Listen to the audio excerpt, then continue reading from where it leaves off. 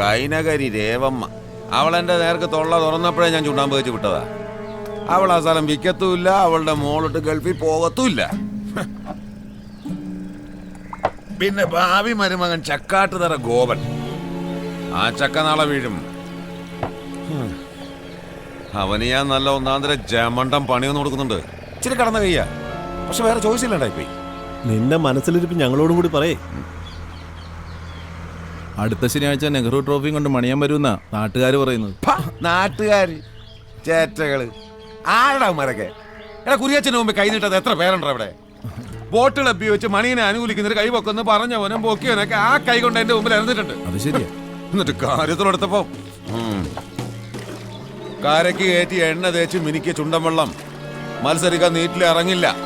അതാ വള്ളപ്പുര തന്നെ ഇരിക്കും.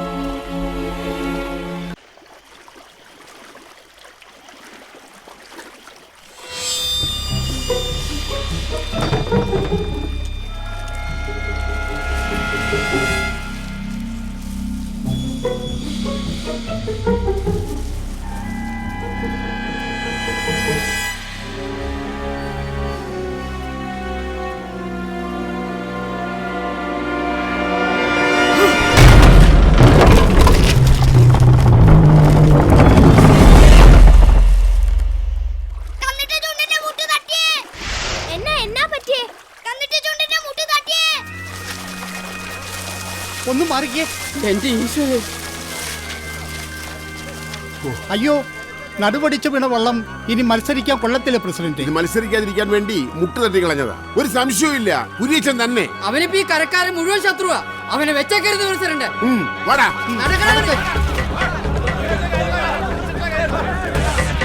നോക്കടാ.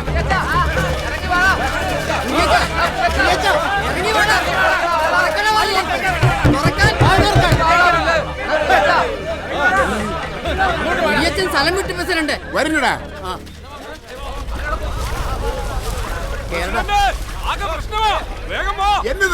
എന്നതാ കാര്യം? സി ബ്ലോക്കിലെ ഗോപന്റെ ഹൗസ് ബോട്ടാരോ കത്തിച്ചിട്ടേക്കുവാ.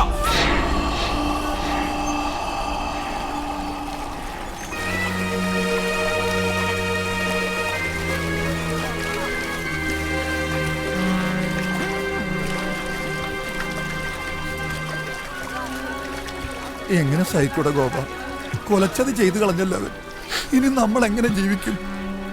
കുരിയച്ച മുങ്ങി, ചക്കക്കൂട്ട് ഇറങ്ങുന്ന അവൻ അറിയാം. ഇനി ആലോചിച്ച് സമയം കലണ്ട മണിയാ. വാ സുഖു, വിജയ വാ.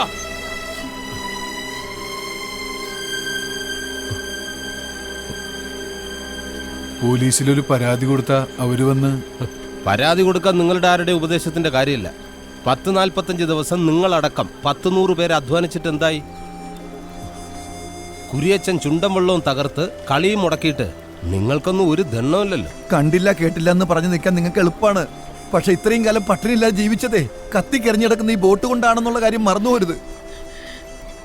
ആർക്കും ഇവരോട് ദേഷ്യം തോന്നണ്ട. ഇവരെ കല്യാണം കഴിപ്പിച്ചതും ഇനി ഒരിക്കലും തല്ലുണ്ടാക്കാനും തെമ്മാടിത്തരം കാണിക്കാനും പോകത്തില്ലെന്ന് ഭാര്യമാരെ തൊട്ട് സത്യം ചെയ്യിപ്പിച്ചതും ഇവൻ പറഞ്ഞിട്ട. ഇനി നീയായിട്ട് തന്നെ ഇവരെ എല്ലാം പഴയ ജീവിതത്തിലേക്ക് തള്ളിവിടണോ? വേണ്ട, ഒന്നും വേണ്ട. ഓടാ, എവിടെ പോയി ഒളിച്ചാലും കുരിയച്ചനെ ഞാൻ കണ്ടുപിടിക്കും. എനിക്ക് വേണ്ടി മാത്രമല്ല, നമ്മുടെ നാട്ടുകാർക്ക് വേണ്ടി. അവനെ കണ്ടുപിടിക്കുക എന്നത് അത്ര നിസ്സാര കാര്യമല്ല. അവൻ ഈ കര വിട്ടിട്ടുണ്ടാവും. വാ. ഗോപൻ സാർ ഒരു പരാതി എഴുതി തന്നെ. അവന്റെ കാര്യം ഞാൻ ഏറ്റു. പക്ഷേ എന്റെ ഫോണിന്റെ കാര്യം. പരാതി ഒന്നുമില്ല. കുരിയച്ചൻ എവിടെയുള്ളത് കണ്ടുപിടിച്ച് തന്നാൽ മതി. സാറിന്റെ ഫോൺ ഞാൻ അങ്ങ് തരും. ഉറപ്പാ? ആ, ഉറപ്പ്. ഓ ശരി.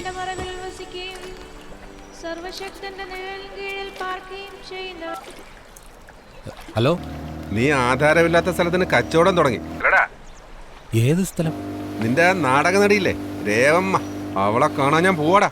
അതെ, ഞാൻ ഹലോ ഹലോ. ഇത് ശരിക്കുള്ള ആധാരത്തിന്റെ കോപ്പിയാ സാറേ. മാമച്ചൻ പറഞ്ഞിട്ട് എടുത്തു കൊടുത്തതാ.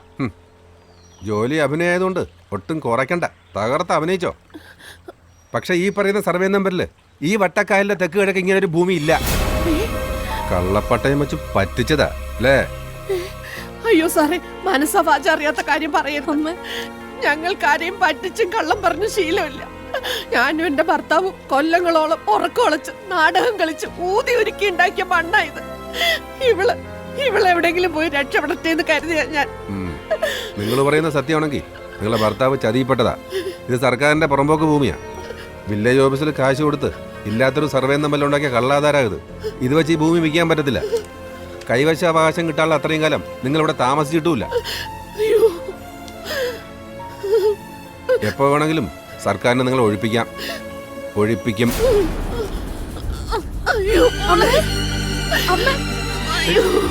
എന്താ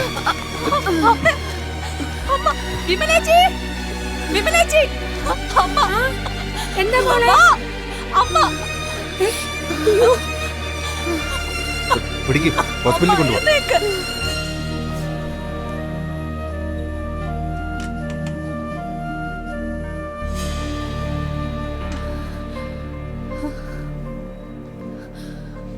രേവമ്മ ക്രോണിക് ഹാർട്ട് പേഷ്യൻ്റ് ആയിരുന്നു. കാർഡിയക് അറസ്റ്റാണ്. ഇവിടെ എത്തുന്നതിന് മുമ്പേ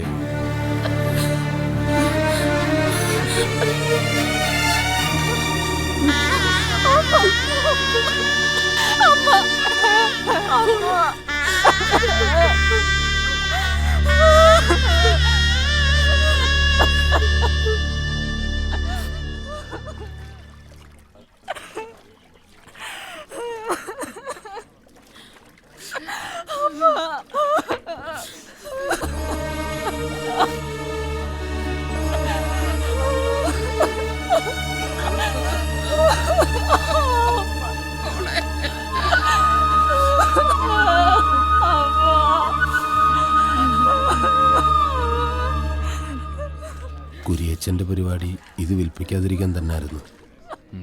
രേഖകളിൽ എന്തെങ്കിലും കുഴപ്പം ചെയ്യാനായിരുന്നു വില്ലേജ് ഓഫീസിൽ ചെന്നത്. ഒന്നും വേണ്ടി വന്നില്ല. ഇത് പുറമ്പോക്ക് തന്നെ. കുരിയച്ചൻ ആഗ്രഹിച്ചതുപോലെ എല്ലാം നടന്നു. ആഗ്രഹിച്ച ഒന്നും നേടാൻ പറ്റാതെ രേവമ്മ പോയി.